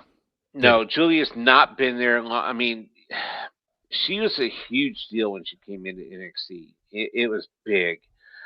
And even though she's U.S. champion now, nothing against these ladies, but she's been wrestling Machin and B-Fab and these very, very lower card talent, and her beating Machin and B-Fab is not going to impress anybody. Mm-hmm. They need to give Julia some strong opponents here. And like I said, I don't like the title versus title thing. They're going to do it. I don't think that it would be wise to have Stephanie Vaquero lose at this point. And by the way, since we're talking about talking and Tiffany Stratton not being able to talk, which she could not sound genuine if her life depended on it. But can Michael Cole please learn how to pronounce Stephanie's last name? It's not Vaquer, it's Vaquer. So God, I have him. I don't know if if I'm doing it right with Vaquer because he keeps saying Vaquer, and it seems like he should. If anyone has it, it is Vaquer. I used to. I was a Spanish linguist in the army. I know. I'm deferring to you. Then I'm sticking with Vaquer. You just convinced me. I have no insecurity left. Michael Cole, get your act together. Yeah, right. Much love to Michael Cole, but please learn how to pronounce her name. David, what was when he tried that, or when Booker decided to try to roll the R's, and he sounded like God. He was Let's not go there. I'm really wishing Corey Graves the best because I want him back on SmackDown so Booker T can go. I mean, I've already got to put up with him in NXT. But hey. I want to do a sidebar on Booker here so I don't forget. Oh, no. So is this a pet peeve, Wade, or is this something? Oh no, I don't. If it's a pet peeve, I'll label it as such. This is your color commentator who's supposed to be adding to the show.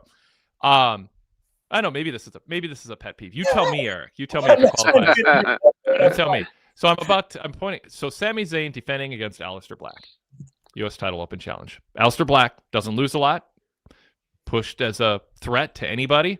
Sami, U.S. champ, little insecure sometimes, but a defending champion holding his own and defeating top. I don't think either of them are in a super different spot on the card.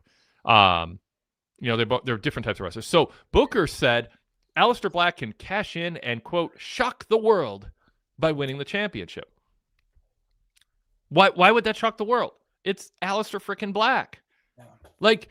Use the phrase that applies to, like, Black can cash in and validate what people think about him, that he is a threat to anybody on this roster. I think that is indisputably better. And if you watch WWE's product, that Aleister Black, if he wins tonight, he will validate what people like me and others think, which is he has not reached his peak yet. And he can be anybody on any day. And you know what? He might be everybody on every day if he ever gets that title. He might never lose it. Like, shock the world is what you say if, whatever, some big underdog shows up. 1, 2, 3 kid. Yes. Yes. So, exactly. So, he just says stuff. And that's what drives me nuts. Here's one more. Michael Cole, trying to help Booker along here. But Cole's good at coaching announcers. He says, Booker, what does being U.S. champion mean? Booker can speak to this. Here is the quote. It means everything. But like Sami, he's carrying it a little different. Don't know what that means. Like I say, even if Sami didn't have that championship, people would still look at him as the people's champion because he fights every night. That's not the question. He didn't say, is everyone going to drop Sammy if he loses the title? Michael Cole asked you a specific question. Can you answer it? What is it like? What does it mean to be U.S. champion? Oh, Sammy didn't have the belt. People would love him just as much. Okay, you've just completely taken away any worry that I have that Sammy will be in a bad position if Black beats him. You should want Sammy to win it. It's like, what happens if your team doesn't win the Super Bowl? Oh, no one will look differently at them. They overachieved all year. They're already winners. Okay, well, now I don't care less if they win the Super Bowl. Like, why would you say that? Because he fights every night. He gives it 100%. That's what this championship is all about. No, you just talked about Sammy. You did not talk about the championship, so that is not what it's all about. And he does this, and I've interviewed Booker. He was such a good guest. I read his book. I gained so much respect for him. I think he's a good person. I think he's funny. I feel bad because sometimes I don't feel bad when I criticize someone based on what I hear about people. Booker's a great guy. He's not a good color commentator. We talk about putting people in a position to win. But if you think he's gregarious and likable and people enjoy him, coach him into, and I think Cole is trying to do it here, but like literally sit down and say, I mean, I do this with writers who I've, worked with over the years, who have worked for me and like, here's what you wrote. Here's something better. Like, here's an example of how to improve. Can someone just go, Booker, can you keep the question is the U.S. title. Don't talk out. Doesn't matter if Sammy loses it. And then you talk about Sammy and you go, that's what the U.S. title's all about. You didn't talk about it. Like, maybe he's not aware he's doing this, but it's something he should be better at now. So, okay. Is that a pet peeve? Are those pet peeves, Eric? No, it's whatever the other label we tried to figure it out. Yeah. Thank you. Legitimate frustrations. Yeah. I mean, it is a critique where if it were addressed, it would make the product better. And I don't think that's a pet peeve. If you have a pet peeve because Booker T's like his collar was off center, I can't deal with that. That's a pet peeve. David? No, let's go back. Because let's say, for instance, if someone were to ask, about the Intercontinental title, what does it mean to hold the Intercontinental title? Look at people whose careers were made by winning that championship. Randy Savage, the Honky Tonk Man, that made their careers. I love Booker T. I love him, but whoever's idea it was to put him behind the microphone needs to really reconsider their job at this point, because and it just he is not a good, if you want to hear good color commentary, and I'm telling you this, the best announced team right now in WWE is right there in Evolve with Peter Rosenberg and Robert Stone. If you have not heard those two on Evolve, they are a fantastic announced team. Robert Stone is a great color commentator, and Peter Rose. That's how it should be done. If they want to tell Booker T, hey, here's how you be a good color commentator, go watch Evolve. Watch Robert Stone. Listen to Robert Stone and Peter Rosenberg. Perfect. That's what it's all about. Booker just sits here and just talks about whatever he seems to want to talk about. Yeah. I just want him to say things that make sense and apply to the topic and help. In the chat, Derek Mitchell says, if Michael Cole says there have been more than a dozen Hall of Famers that have been U.S. champion, how about 3 dozen Hall of Famers that have held the U.S. title? Booker T should be able to be asked that, and frankly, prep him ahead of time. Like, we're going to have Cole should go to Booker and go, I'm going to ask you, what does it mean to be U.S. champ? What would you say? And he says what he's going to say, and Cole goes, well, I'm thinking you should talk about 3 specific wrestlers who won the U.S. title and how it changed people's perception of them, and how Aleister Black is somebody who is out there intimidating, and he looks like he could be a top guy, but he hasn't had that defining win, that defining title reign. And so let's look at Aleister Black and if he's going to win this. And of course, now you get people excited about Aleister Black winning, and that's not the story they're telling, so they just don't pay attention to it. I think you should pay attention and get people invested in all the outcomes, just like a football announcers do when they don't know the outcome of the game. You don't go, well, since this team isn't going to win, we're not going to talk about their strengths. It's like, we don't know if they're going to win or lose. So you talk about things that might happen. That's what they should be doing here. And you can pull go through the history of US. I don't want meaningless stats like Cole's, this is the 20th time Cody and Randy have teamed together. It's not meaningless, but it's like they spend a lot of time on that stuff. I want them to spend time on saying, here's something like actually in history that winning a U.S. title can do for somebody. And there's 3-4 examples out there, and have Booker ready. He's going to gain confidence. It's going to be that. So there should be 3 or 4 or 5 or 6 times that every time Booker's doing color commentary, where Cole or whoever sits down and says, all right, here's our matches, here's our angles. Here's some things I'm going to throw to you as the announcer, and let's plan ahead, not word for word. But I want, it's like sometimes you want to get topics before you do a podcast. What are we going to talk about? I want to think it through a little bit. That's not scripting. And so give Booker an idea of what he needs to think about, and frankly, help him out and go, here's kind of what we're thinking. Or here's some stuff here's the direction you can go with it. And he can make it his own. But I don't know. This is, again, it goes to our whole pattern here. There are things WWE can do that they're not doing, as they just churn through their programming, filling time with all the guaranteed money that they have. So they are just impervious to, financial stress at this point. And they're just getting lazy about a lot of stuff. They don't stop to take the time to fix the little things. Or even think there's little things to be fixed. I mean, I just don't even think what was a commercial for... Yeah. There was an air freshener commercial, and they said you're nose blind to how your house smells. If you ever go on vacation, you come home, you're like, oh, so this is what everybody smells when they visit. It's not even bad or good. It's distinct. You become nose blind to it, and they are nose blind to so many things. This industry is. This whole generation of fans are also. I've watched enough wrestling where I can see stuff where I'm watching. I'm like, okay, 25 years ago, this bad trend started. Everybody thinks it's just the way things are, but there's a whole bunch of wrestling that's better in this category. Wrestling used to be better. They've lost their way. No one's thinking about it anymore, and it can be better. So yeah, they're nose blind to a bunch of things. And one of them is preparing your color commentator, who tends to not string together 4 coherent thoughts when you throw something to him that he's not prepared for, and he just throws a word salad out there. Booker has assets as a personality, and he has so much history in wrestling to draw from. And when he's not doing his shtick on color and he's doing an interview with me, he's one of the most engaging or compelling people to talk to. So where is that? Yeah, there's things you can do to help, and it's the same thing with Tiffany. I mean, it's just you can go through the roster. There's so many people who are like that. Shawn Michaels had things that I thought, damn, during his peak run. Anyway, that's a whole separate. I could come up with a bunch of historical examples where it's like they just did this, but anyway. All right. Derek Mitchell says there's a sameness in wrestling now that's just tiresome. I think some things feel blah because the attention to detail isn't there. David, what else have you got for us? Just one more thing. I think Michael Cole. Yeah, he's got a lot of experience. He's very good at what he does at this point. And one thing, you're talking about Tiffany, you're talking about Stephanie, and going back to Stephanie real quick.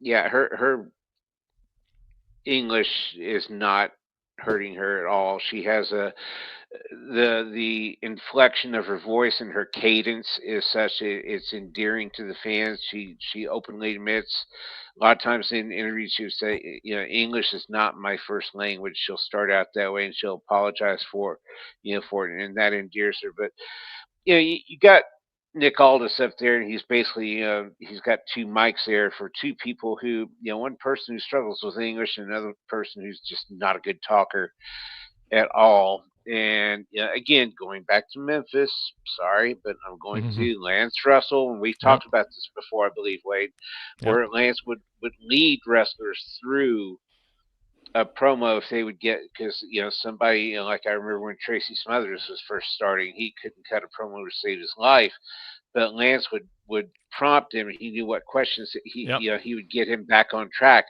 Michael Cole could do that with Booker T. Nick Aldis could do that. He could have had. There's a way to be nice about it, David. Like Cole could go, hey, Booker, what's the important? What does U.S. title mean? Booker does his 4 sentences that are all over the place, don't really tie together. And then Cole goes, one thing I wanted to, and you're not showing up. You're just trying to steer him back. You go, okay, I need to lead him a little more. Booker, I was thinking, when you held the U.S. title, and there's a couple other people who I thought have held the U.S. title, and it reminds me of Aleister Black and the stage he's at in his career. Is historically the U.S. title something where when you win it in the locker room, people look at you differently, And does it give you kind of a different kind of confidence? Because now instead of having to kind of find, this is really wordy. This is a long question.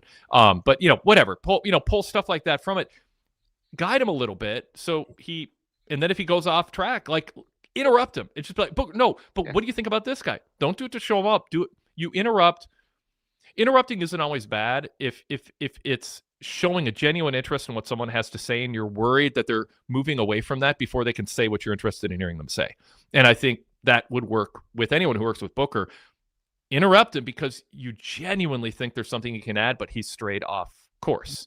And then you're not showing him up. You're just trying to keep him on track for something that you value that he hasn't gotten to yet. Well, and then I would take it one step further too, Wade, and follow up with him after the show and say, hey, did you see what we did there? That way it'll make it easier if you ever have to do something like that again. But with Michael Cole, I think all he's worried about is when he can have his whiskey and his beer, because I've never seen him more excited about anything than clocking out so he can go to the bar and be one of the boys and drink. He has done that, and his whole thing with McAfee is so weird. But I would it would be good for some post-show production meeting in that way, for sure. All right, David, anything else quick? Because I do want to nope, run in here. That's it. No, I'm good. Wade, thanks for having me on. Appreciate it. Nice to see you too, Eric. Nice to talk to you, David. Thanks, David. We'll talk to you soon. Okay, so a couple of things we'll hit here on the show. Carmelo and Miz. We talked in our very brief pre-production meeting. We want to do a long segment on this. We're already 90+ minutes into the show. We can't do as much as we wanted on it. But you know what? At least they're broken up. Did it feel anticlimactic to do it in that way? Or is that sort of refreshing? Miz going up, going, hey, and then Carmelo going, no more. I liked it. I think they're so close with Carmelo. And like we were talking about Cody being emasculated, Carmelo's doing the exact opposite. He's standing up for himself. He's not listening to Miz's bullcrap. What I really want to happen is when they have this inevitable one-on-one match, I want it to be just like Brock versus Cena was. I want Melo to just destroy the Miz. And then people will really take notice of what's going on with Carmelo. Melo showed more alpha. Yes. Than he has since he made it to the main roster. And I do like that. He wasn't like when he says that he's done, this is done. Miz said, no, you don't get to do that. And Hayes goes, yeah, I'm being cool about it because usually I shoot first. And he just turns and walks away. Like he was not taking Miz's crap anymore. He's not going to act like he should be subservient to him. He sees Miz as a clown. Some would say, well, you should have all along, but there were signs he did, but he was sort of like, but I want to be deferential. He's won a world title. He's headlined WrestleMania. He's been around a long time. And that's a babyface would be deferential to somebody. There's something about respect your elders, in a way. I think Melo got caught up in that too much. I'd like to see him almost say that. Like, I think there should be sort of a post-Miz alliance segment with him where he addresses, ask the questions people were thinking all along. This guy's a goof. Why are you hanging out with him? And have him explain it. There is an answer that you could give to that. And he can give a babyface answer to that. Because absolutely. I was for a while that, hey, what if they go this route that they actually work this out and stay a team? Clearly they're not going there, and what they're doing is working.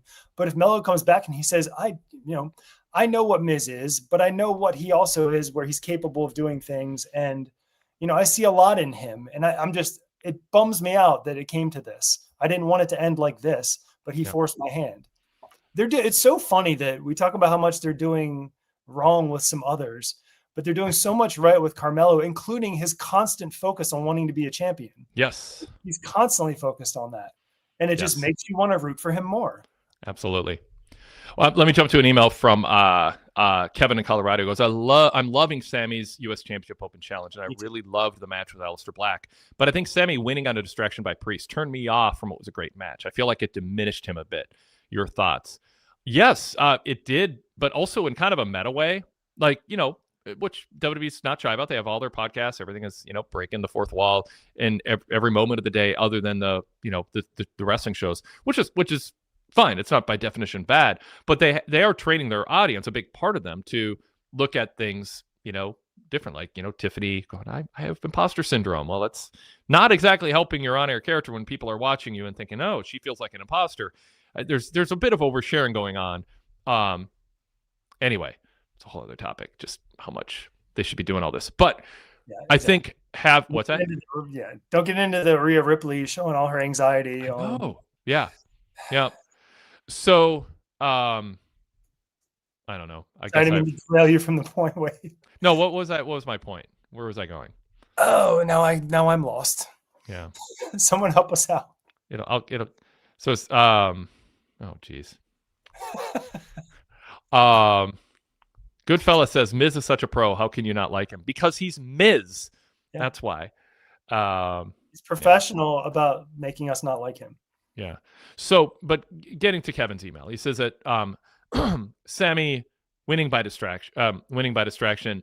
Oh, I was talking about how in a meta way that match finishes. Fans look at them not just storyline wise, but meta. You're sending a signal to fans, and if you're sending a signal that Sammy can't beat Black clean, you are diminishing him a bit, especially as you mentioned, if you're planning to go a world title run with him at some point, or world title challenger, Rumble win, or whatever. I mean, Sammy can beat Aleister Black clean. Aleister Black can be in a rage. Priest can walk to ringside. Just go, good effort. Yeah. And Black flips out because he lost. People like losing. So Priest just kind of smirks. Aleister Black goes nuts. He gets his heat back. You got your match. No one's going to be like, well, now Aleister Black can never be champion because he lost to Sami's freaking Zayn. Like, and the announcers can even say, you don't want to lay on this too hard, but the announcers can say, Aleister Black was not planning for this match. It was Carmelo's. He saw an opportunity, came out there on short notice. And he was that close. And you can have Booker T can just go, you know what? I think what Sammy learned tonight is that if Aleister Black plans ahead and he's got his mind in the right place and he's not thinking about Damian Priest, Sammy's going to have to approach this match with fear that this might be the guy who ends his reign. And I think Black put in a performance tonight, or if I'm Nick Aldis, I'm thinking long and hard about giving this guy a title shot down the line, because, man, he was close. And you can just tell his mind. You don't go too far where you take away the win from Sammy, but there's a way, again, but actually have a clean finish and then tell your story afterwards. Yeah, absolutely. And Sammy has it built in that he doesn't know who's going to necessarily challenge him. Mm-hmm. So he's already operating from an underdog, even if he's kind of higher on the food chain than that's true. Yep. So much they can work with. And I forget who said it now, but the U.S. Open Challenge has been working very, very well. Yeah. I don't want to see it end. That was our emailer, Kevin, from Colorado. But yeah, I was like, oh, Aleister Black, because he was champ. I could like that. And then Priest can challenge for the belt. But I like Sammy. I like the Open Challenge lasting longer. It does seem like they've officially switched to the Blue Thunder Bomb being his finisher now. Yep. Yeah. I don't know why. Brock Benningfield, the Blue Thunder Bomb is a beautiful thing. Ryan Solorio goes, I like Sammy finishing matches with the Blue Thunder Bomb. I just think there shouldn't be just one move you win with. I mean, I think that's what I thought they were going with, and I was a little disappointed. I thought he was going to start winning with a variety of moves. And well, maybe with more. Maybe they'll go back to the Luva will be ending matches. I don't know. It'd be nice to just have matches not end with a signature move that's all your own sometimes too, more often than it does. Because again, the payout, you want to establish moves that people look forward to you hitting and think it's it's dramatic if you kick out of it. I'm not saying just discard that, but work into it when any chance you get. It's like I would say, look for opportunities to headline a PLE with women. Yeah. Look in AEW should have looked for an opportunity to headline a PLE with a tag team title match to say early on in their run, we're going to bring prestige back to the tag division and we're going to headline a pay-per-view. But Tony Khan, is a traditionalist. It's like the men's world title should headline. And I get that. It's not the worst philosophy, but I think if you're going to try to draw with these other divisions, you don't want to define them down structurally. And that, that's a risk with moves. You define them down as, well, that's a near fall in the announcer act, shocked that someone kicked out, but everyone at home's like, I know he wasn't going to kick out because nobody ever wins with that move. Well, and it's so funny because it took two wins for Sammy with the Blue Thunder Bomb. For the next 3 years, we're going to think he can win with either that or the Haluva kick. Exactly. It just took one or two times. Yep. Sadler Vision 3 says that's what I love about Gunther. He has like 5 finishers. I feel like guys who have 2 finishers in the Attitude Era, they should bring that back. Derek Mitchell says, in today's wrestling, you have to hit 5 finishers before hitting the signature move. Yeah. Especially in a Cena match. Yeah. And by the way, I was equally hard on Bryan Danielson on the Dynamite post show a couple days ago as I'm on Booker. Like, I just want to be clear. Like, it's not a WWE thing. It's not a Booker thing.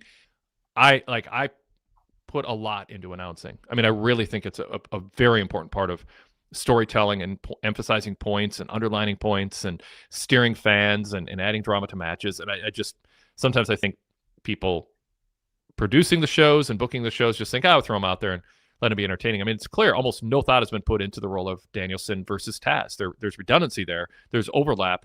There's not chemistry. And I don't even know if Danielson's, should be more than a guy who guest commentates on really big pay-per-view matches. And he's great in those. But otherwise, yeah. But I'm not. Check out Wednesday's show for all that.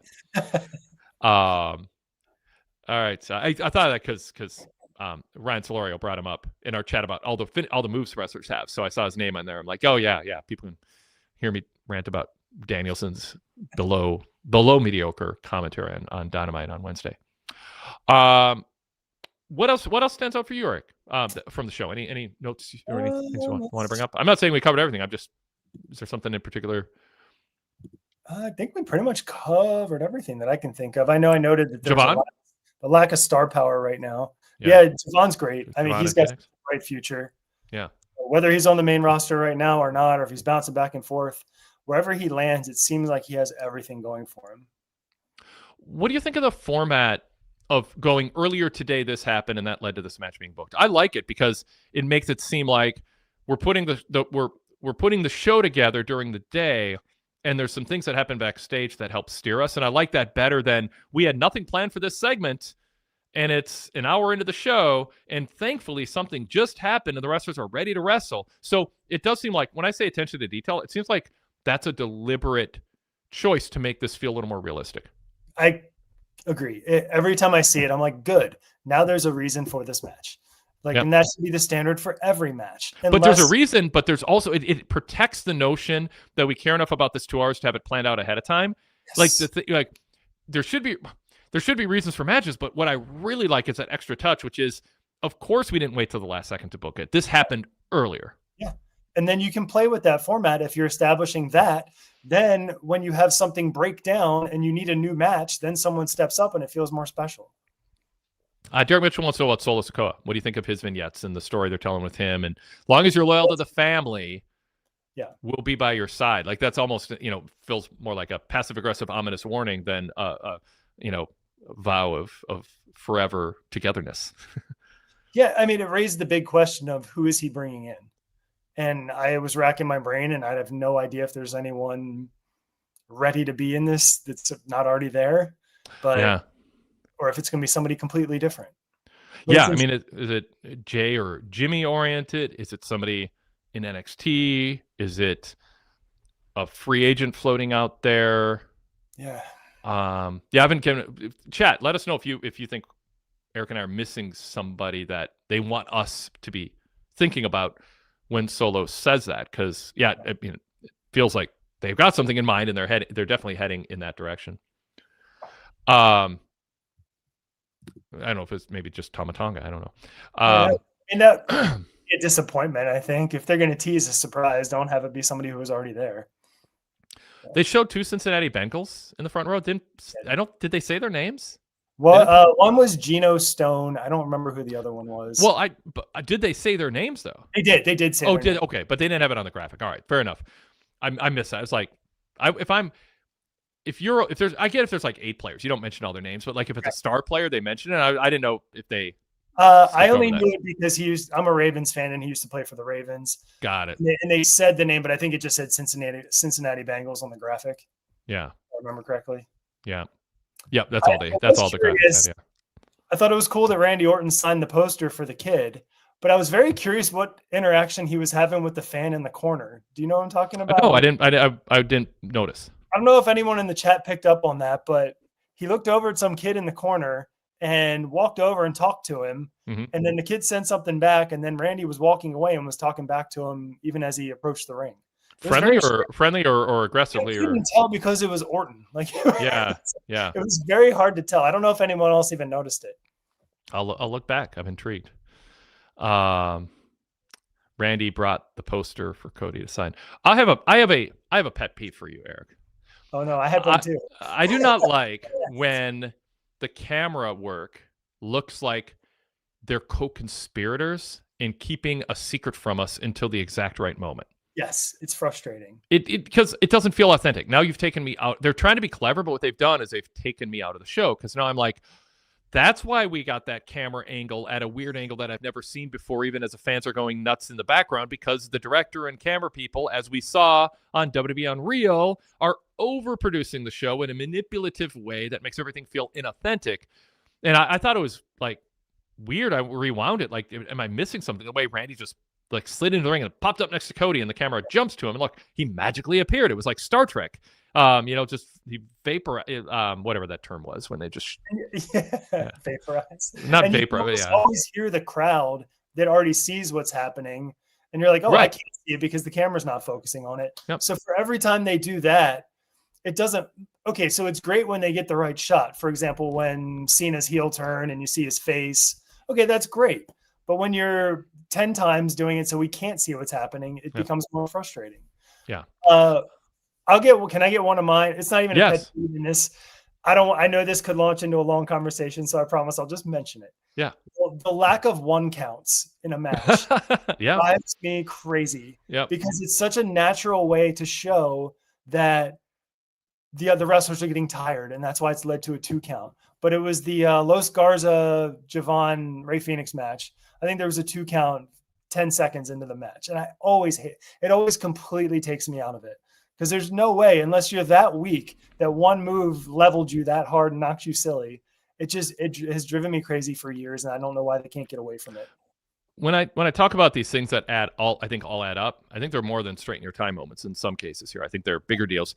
I think Gabe Sapolsky was like really good at that. Like, because he came out of the ECW era working with Paul Heyman and ROH, which is a completely different thing. Like, he was like and that's what I wanted Tony Khan to do, is be like, this is what I remember growing up watching with WCW and the Monday Night War and the Attitude Era. And so let me just live my fantasy camp and redo all this stuff in some, derivative way, but it'll come together and it'll make me happy.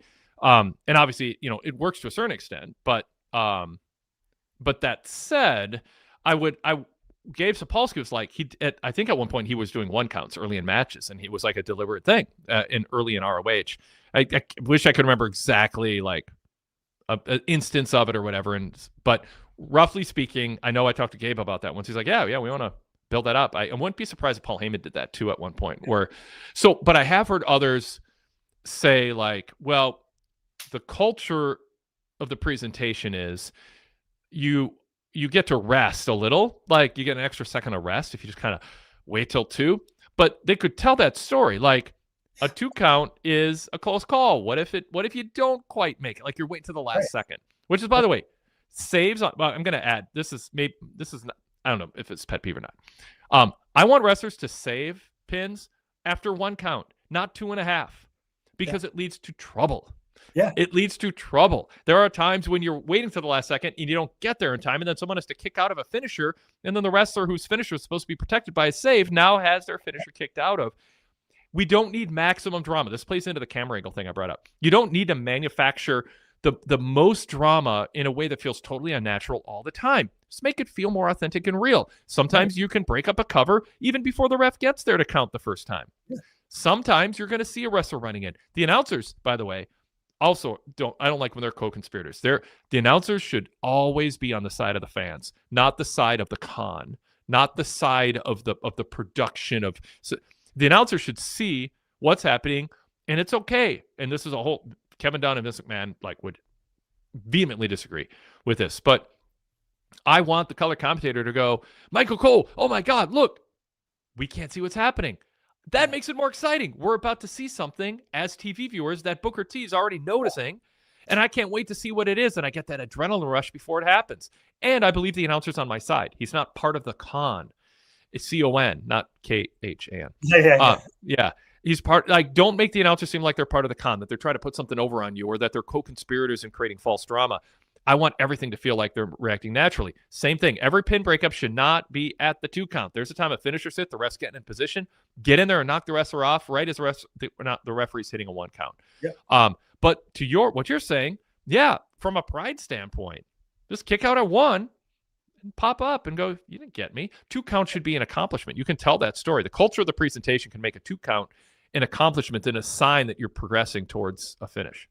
Yeah, and it's like you said, and then they could do it where if somebody wants to let a 2 count happen because they get an extra second of rest. You can tell that story, but just don't do it every time. They could mix it up easily. All right, pet peeve segment from the chat.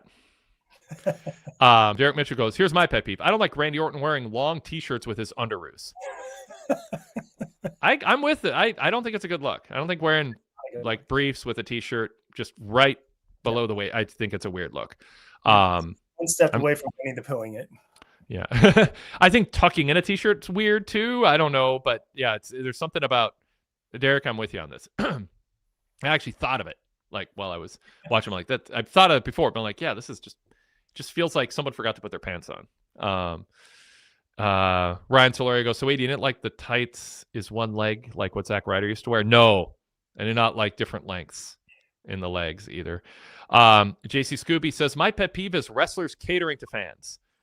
That can mean lots of things, and I agree with lots of things I'm thinking about, but I think it just means JC means in the ring playing to fans when you should be trying to win a match. Yeah. And so along those lines, Squared Circle Society said, my pet peeve is wrestlers dancing to the ring before they make a save like Jeff Hardy. Yes. Yeah.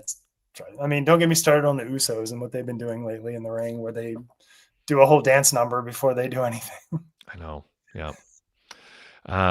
Did anyone else add? Okay. Sadler version 3, pet peeve when the play-by-play commentator isn't triggered by heels cheating. Cole should have complained when Rollins interfered, and Booker should have put the heels over for beating a great team. Yeah, for sure. I mean, that isn't a pet peeve. That is a structural weakness in WWE's approach to announcing that I think actually it's so the opposite of a pet peeve. Like they try to get heat on heels by doing all the angles that were done for 50 years in pro wrestling, but they get the part not the most important part, but they get a very important part wrong, which is the announcers have to act like that's a bad thing that somebody interfered or cheated. And instead, it's just the whole culture. And I think the culture is based on, to a degree, the politics of some of the people behind the scenes, which is like, you just do what you got to do to get ahead. Every man for himself. The story there should be telling, though, is rules matter. Integrity matters. Something if you achieve something through cheating, you should be shamed for it publicly if we know about it, not congratulated for having succeeded at cheating. And I do think it's I will say I think it's a political perspective and life perspective leaking into a way that undercuts the best way to tell stories in wrestling. Yeah, it's frustrating. Yeah, and it happens far too often. Yes. Derek says, I got a 1K pet peeve. The 20-minute promos start every Raw and SmackDown.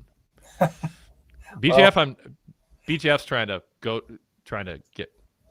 goad me into ranting. He's using bad grammar and saying a phrase that's banned from the show, and I'm not even gonna. I'm gonna draw attention to him, but I'm not gonna put it on the screen.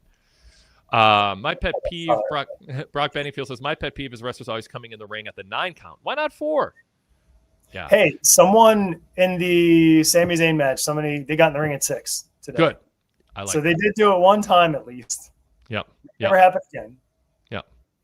I like that. Goodfella says, my pet peeve is when 3 out of 4 main event matches end in DQ instead of clean finishes. That is not a pet peeve. That is a smart preference for how wrestling should be booked better to satisfy the audience. It's not as catchy as a phrase pet peeve, but we're going to have to coin a term for what is not a pet peeve and actually a legitimate frustration with something that's obviously fixable. That's why I'm anti-cliche. I mean, you just get taught that in journalism school right away. Like, stay away, avoid cliches like the plague, as they say, and then chuckle at the irony of the phrasing.